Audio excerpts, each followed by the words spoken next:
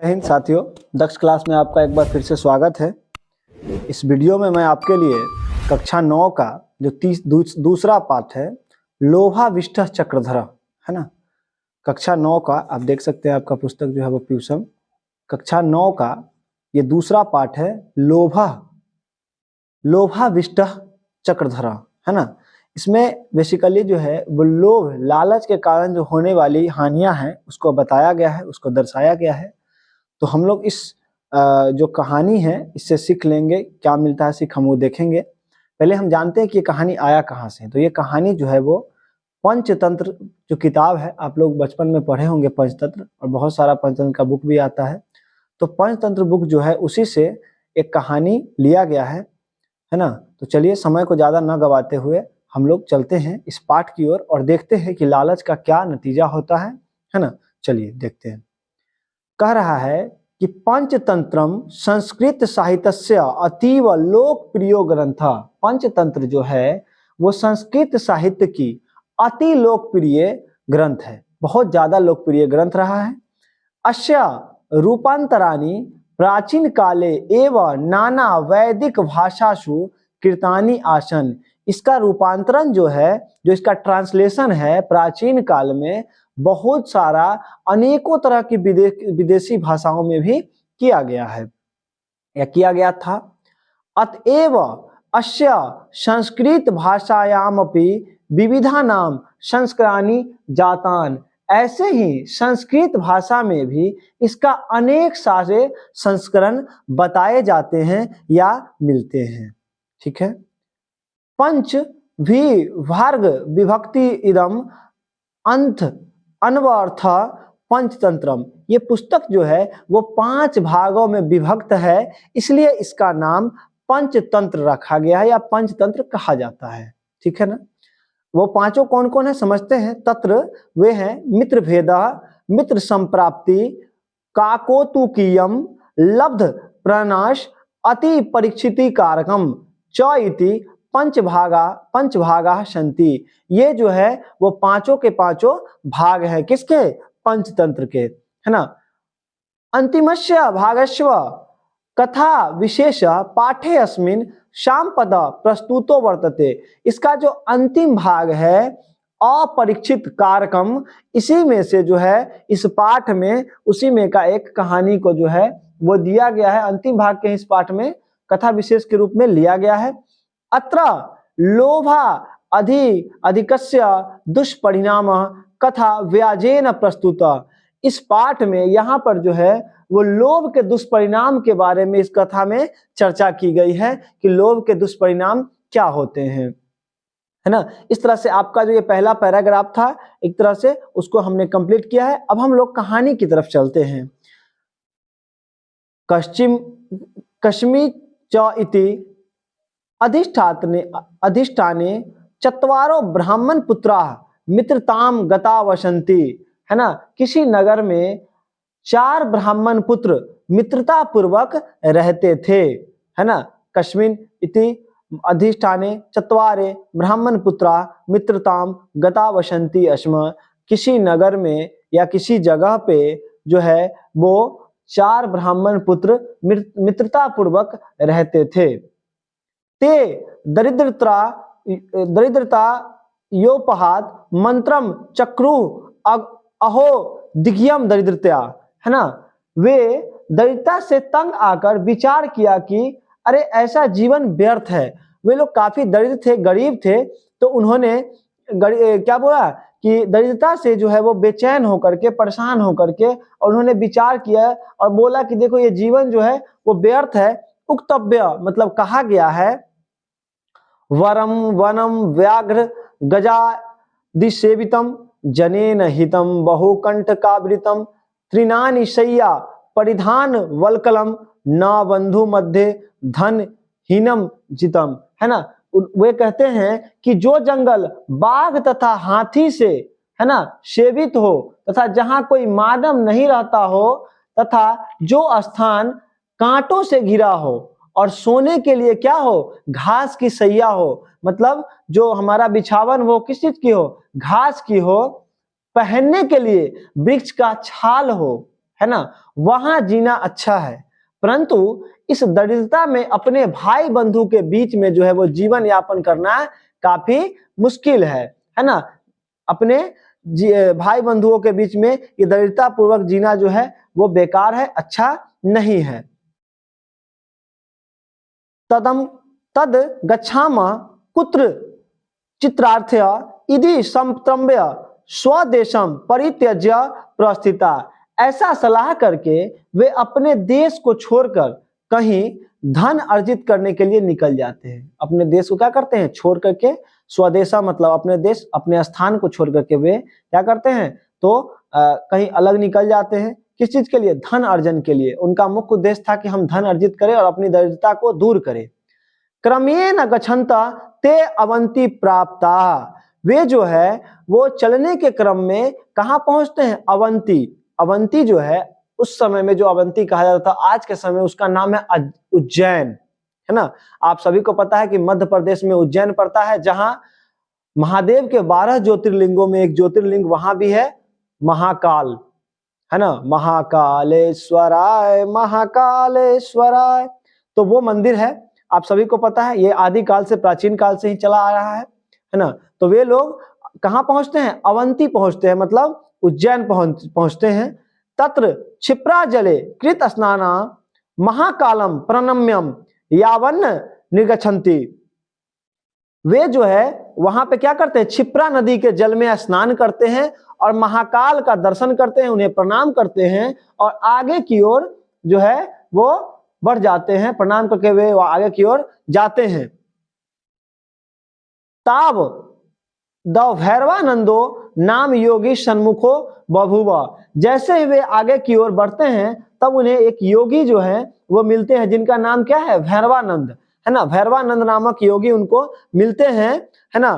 तेन पृष्ठा, पूछते हैं उनसे, उन चारों से, ये भैरवानंद जो योगी थे वे पूछते हैं कि कुतो भवन्तः समायतः किम प्रयोजनम, है ना, कहां से आ रहे हो ए बालक, आप लोग कहां से आ रहे हो, किम प्रयोजनम, आपके उद्देश्य क्या है। प्रयोजनम मतलब आपका उद्देश्य, आपका विचार क्या है, क्या काम है आपको, है ना। ततस्त तैरा भीमिहितम वयम सिद्धि यात्रिका। वे चारों बोलते हैं कि हम लोग सिद्धि यात्री हैं, है ना, हम लोग क्या है, सिद्धि यात्री है। तत्र यश्यामो यत्र धन अप्राप्ति मृत्युवर्ता भविष्यति। हम लोग वहां जाना चाहते हैं, हम वहां जाना चाहेंगे जहां या तो धन की प्राप्ति हो या तो मृत्यु की प्राप्ति हो, है ना। मतलब ये आप लोग ये समझ लीजिए कि वे दरिद्रता से इतने ज्यादा व्याकुल थे कि वे चाह रहे थे कि या तो हमें धन मिले या हमें मृत्यु हो जाए, है ना, हमारी मृत्यु हो जाए, हम जीना नहीं चाहते हैं। ऐसा निश्चय, हमने ऐसा निश्चय किया है। उक्त किंच, ऐसा कहा गया है, अभिमत सिद्धिरेशेवा भवति ही पुरुषस्य पुरस्कारेण दैवमिति यद्यपि कथयसि पुरुष गुण सो अपि दृष्टख्या, है ना। कहा गया है कि परिश्रमी व्यक्ति की सारी कामनाएं सिद्ध हो जाती है ना। गुणवान व्यक्ति को भाग्य भी मदद करता है, गुणवान व्यक्ति को भाग्य भी मदद करता है, जबकि वह एक अदृष्ट नामक है ना, जबकि वह क्या है, अदृष्ट नामक है। तत् कथ्य अस्माकं कश्चिद नोपाय, है ना, वयम साहसिका, है ना, इसलिए हमें धन प्राप्ति का कोई उपाय बताइए, हम लोगों का बहुत साहसी।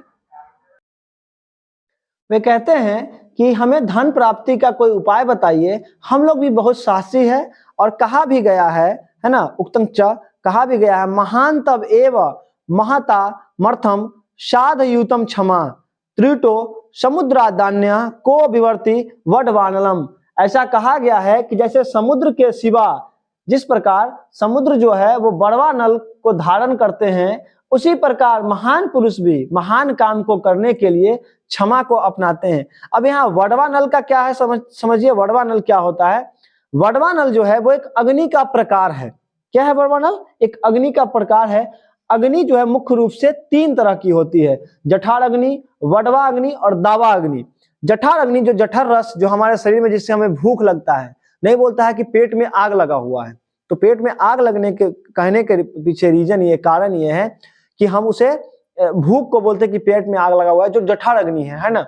एक होता है दावा अग्नि, जो आग जिससे हम खाना पकाते हैं, जिस आग से जो भी काम हम करते हैं वो हो गया दावा अग्नि। और एक होता है वडवा अग्नि। वडवा अग्नि समुद्र में पाए जाते हैं। इसी कारण कभी कभी समुद्र में नाविक जो नाव चलाते हैं या जो शिप बड़े बड़े शिप जाते हैं, उनको कभी कभी बीच समुद्र में आग दिखाई देता है ना। वो एक वडवा नल है। वडवा नल मतलब वो एक अग्नि का प्रकार है जो सिर्फ समुद्र में पाया जाता है। तो यहाँ कहने का मतलब है, वो कह रहा है कि जिस प्रकार समुद्र ही सिर्फ वडवा नल को धारण कर सकता है, मतलब वडवा नल को मतलब संभाल सकता है, उसी प्रकार महान पुरुष जो होते हैं वो महान काम करने के लिए क्षमा को अपनाते हैं, मतलब क्षमा कर देते हैं, है ना। चलिए हम लोग आगे देखते हैं। भैरवानंद अपि तेषाम सिद्ध अर्थम बहुपायम सिद्धि वर्ती चतुष्टयम कृत्या अपरत, है ना। भैरवानंद की सिद्धि के लिए, मनोकामना पूर्ण करने के लिए, है ना, सिद्ध किए गए दीपक की बत्ती देते हैं। 4 टुकड़ों में बांटकर दीपक की बत्ती उन चारों को देते हैं। आह च गम्यताम हिमालय दिशिम, और बोलते हैं कि, और क्या कहते हैं उनसे कि हिमालय की दिशा की ओर जाओ, है ना, हिमालय की दिशा की ओर जाओ। तत्र संप्रप्तानाम यत्र वर्ति पतिष्यति तत्र निधानम संदिग्धम प्राप्य अस्थित, है ना। और वहां जाने के क्रम में जिस स्थान पर ये बत्ती गिरेगा, है ना, जिस स्थान पे भी ये बत्ती गिरेगा, निसंदेह उस स्थान पर तुम खजाना को प्राप्त करोगे। तत्र स्थानम खनित्वा निधि गृहीताम निवर्त्याम, है ना।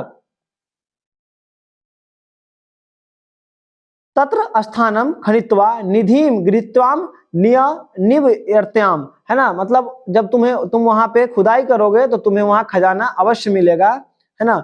तथा नुमस्ते नुष्ठिष्ठते तेषाम गच्छता मेकतमस्य हस्तातवर्ती निपतात, है ना। उसे लेकर तुम शीघ्र ही घर को लौट जाना, है ना।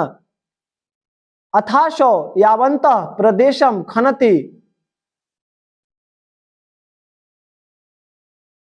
तब तम्रमयी भूमि, है ना। अब जैसे ही वे आगे की ओर बढ़ते हैं, उनके हाथ से क्या होता है, बत्ती छूट जाता है। पहले के हाथ से वो बत्ती गिर जाता है, और जब वे उस क्या बोलते हैं, उस जगह को खोदते हैं, तो उस जगह भूमि को खोदने पे उन्हें तांबा जैसा भूमि दिखता है, मतलब उन्हें तांबा मिलता है ना। तत् अस्ते नाभिहितम अहो गृहीताम स्वेच्छाम ताम्र, बोलता है कि ऐसा करो कि अपनी इच्छा से जितनी तांबा है उसे ग्रहण कर लेते हैं और हम लोग चलते हैं, है ना। अन्य प्रोचु हो बूढ़ा, दूसरा बोलता है कि ओ मूढ़ा, मतलब ओ मूर्ख, किमने न क्रियते, क्या कर रहे हो तुम, है ना, तुम इस तांबे का क्या करोगे। यत प्रभूतमपि दरिद्रस्य ना नश्यति, इससे हमारी दरिद्रता का नाश नहीं होगा, इससे हमारी दरिद्रता का नाश नहीं होगा, इससे कुछ नहीं होने वाला है, ये जो है वो फालतू है, बेकार है। तदुत्तिष्ठत अगर तो ग्राम गच्छामा, इसको छोड़कर और क्या करो, तुम उठो और आगे चलो, है ना। वह बोला कि तुम उठो और आगे चलो।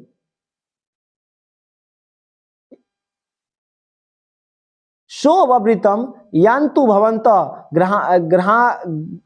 ग्रमे यश्यामि, है ना। इस प्रकार पहले ब्राह्मण ने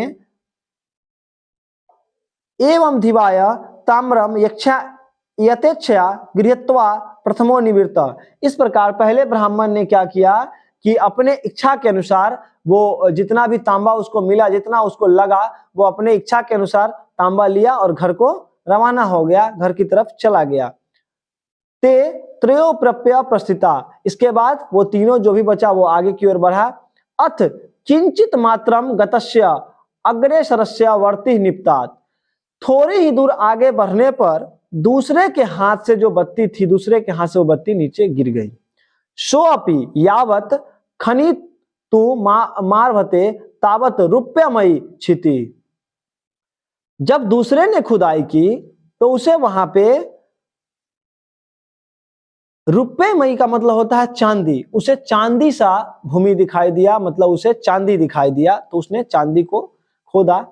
ततः प्रहर्षिता आहा, तब तीसरा हंसता है, गृहताम या ते रुपयम, दूसरा जो है वो बोलता है कि भाई अब चांदी हमें मिला है, चांदी को लेते हैं हम अपनी इच्छा के अनुसार और हम लोग चलते हैं। नागरे गंतव्यम किंतु अपरो अकथ्यम अवाग्रम यश्याम। लेकिन तीसरा और चौथा बोलता है कि नहीं भाई, आगे की ओर चलते हैं, कुछ और मिल सकता है, कुछ इससे ज्यादा अच्छा मिल सकता है। एवं मुक्ताम द्वाप्यग्रे प्रस्थितो सो अपि सशक्त्वम रुपये मादाया निवृत्ता। दूसरा बोलता है कि नहीं, हम जो है वो क्या करते हैं, हम लेंगे यहाँ से चांदी, और चांदी लेकर के हम घर की ओर रवाना हो जाएंगे। आप लोग को जाना है तो जाओ भाई, हम नहीं जाएंगे। तो इस तरह से दूसरा जो था वो चांदी लेकर, और जितना अपनी इच्छा के अनुसार चांदी हुआ और वो अपने घर की ओर निवृत्त हो गया, चला गया। अथा तयोरपि गच्छा तोरे कस्याग्रे वर्तिता, है ना, वर्ती पपाता। अब जैसे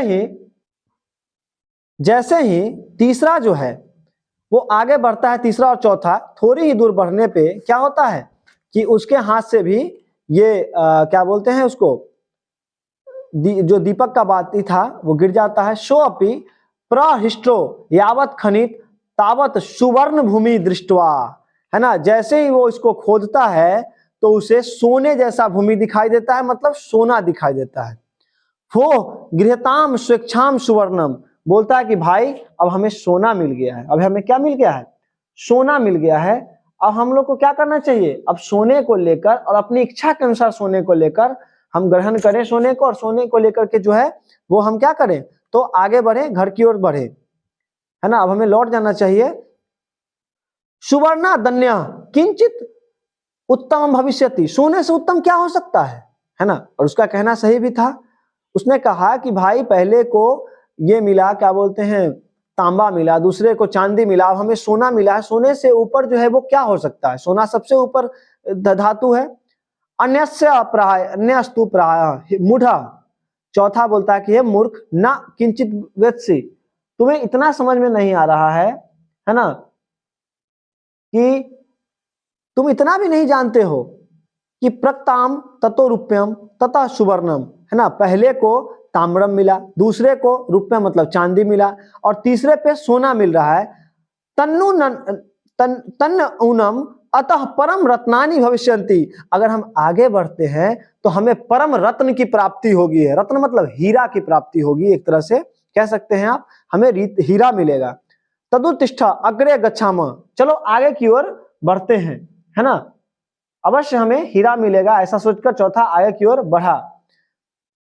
किंतु तृतीय यथेच्छामा स्वर्ण गृहीत्वा निवर्ता, लेकिन तीसरा अपने इच्छा के अनुसार क्या किया, तो सोना ले लिया और घर की ओर रवाना हो गया, है ना। उसका कहना था कि भाई नहीं, अब लालच नहीं, अब हम क्या करेंगे, हम घर की ओर रवाना हो जाएंगे।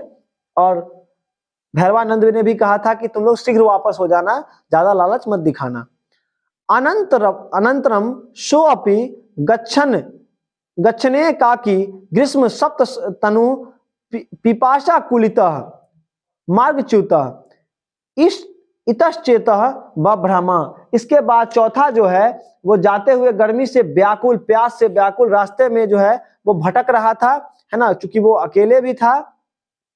अत भ्रमेण स्थलो परि पुरुषमेकम रुधिर प्लावित गात्रम भ्रम चक्रम मस्तक पश्यत, है ना। तभी उसने देखा कि कोई व्यक्ति खून से लथपथ है और उसके सिर पर एक चक्र घूम रहा था, है ना। कोई व्यक्ति जो है वो खून से लथपथ था और उसके चारों ओर जो है वो चक्र जो है सो घूम रहा था। तदो द्रुत तवरम गत्वा तम वोचात भो को भवान, है ना। तो वह पूछता है कि यह क्या है, यह क्या है। किमेव चक्रेण भ्रमता शीर्षि तिष्ठते, जैसे ही उसने पूछा कि यह क्या है, तुम्हारे ऊपर ऐसा क्यों हो रहा है ना, आप कौन है, आपके ऊपर ऐसा क्यों हो रहा है ना। उसे पूछता है कि आप कौन है, आपके सिर पर ये तेजी से जो घूमता हुआ चक्र है वो कहां से आया है ना। बताइए जल कहाँ है, मुझे जल चाहिए, है ना, मैं प्यासा हूं, मुझे जल चाहिए। एवं तस्य प्रवदत् अस्त चक्रम तक्षण न तस्य शीर्षो ब्राह्मणम मस्तके आगतम। जैसे ही उसने इतना बात बोला, इतने में ही वह चक्र जो था उस ब्राह्मण के सिर पर आ गया, है ना, ब्राह्मण के सिर पे आ गया। शह आह कीमतेत, है ना, वह ब्राह्मण बोला कि यह क्या है। शाह आह, वो जैसे ब्राह्मण पूछता है कि यह क्या है, शाह आह वह बोलता है ममाप्य वमे तरिछसि आगतम, है ना, कि बोलता है कि मेरे सिर पर भी यह इसी प्रकार आ गया था। स आ, वह पूछता है कि तत् कथा कथय कदित दुत ऋष्यति, यह हमसे ऊपर कैसे, हमसे अलग जो है वो कैसे होगा, हमारे से ऊपर ये कैसे उतरेगा, बताओ कि यह कब तक उतरेगा, मुझे काफी पीड़ा हो रही है। महती में वेदना वर्तते, मतलब मुझे काफी पीड़ा हो रही है। शह आह, वह बोलता है यदा त्वमिव कश्चित घृत सिद्ध वर्ती रे माग्यत त्वा माला पिष्यति तदा यस्य मस्तके तिष्ठति। जब कोई पुरुष जो है वो घी से सिद्ध किया हुआ बत्ती लेकर के आएगा, दीपक की बत्ती लेकर के आएगा और तुमसे पूछेगा कि यह क्या है, तभी तुम्हारे सिर से यह उतर के चक्र चला जाएगा, और नहीं तो यह नहीं जाएगा, है ना। इतु इक्तवा स्वगतः, ऐसा कहकर वह चला गया। अतः उच्यते, इसलिए कहा गया है कि अति लोभो न कर्तव्यो लोभम नैव परित्यजेत अति लोभा विभृतस्य चक्रम भ्रमति भस्तके। मनुष्य को अधिक न तो लोभ करना चाहिए और न ही उसका जो है उसके चक्कर में पड़ना चाहिए, है ना। अति लोभ के कारण पाप रूपी चक्र जो है वो मनुष्य के सिर पर घूमता रहता है ना। ऐसे भी कहा जाता है कि एक संस्कृत में श्लोक है कि पापस्य लोभ कारणम, मतलब पाप जो होता है वो किसके कारण होता है, तो लोभ के कारण होता है। इस तरह से आपका जो ये चैप्टर था इसको हमने अच्छे से समझाने की कोशिश किया है, शब्द बाय शब्द हमने इसके हिंदी को समझाया है ना। अब इसके पीछे जो भी प्रश्न उत्तर हैं आप देख सकते हैं कि इसमें जो भी प्रश्न उत्तर मौखिक है, अभी देखिए मौखिक है ना, उसके बाद लिखित होगा, वो सभी को हम लोग बारी बारी से अगले वीडियो में देखेंगे, है ना। और मेरा वीडियो कैसा लगता है आप लोग कमेंट करके जरूर बताएं और ज़्यादा से ज़्यादा शेयर करें। मिलते हैं अगले वीडियो में, तब तक के लिए जय हिंद।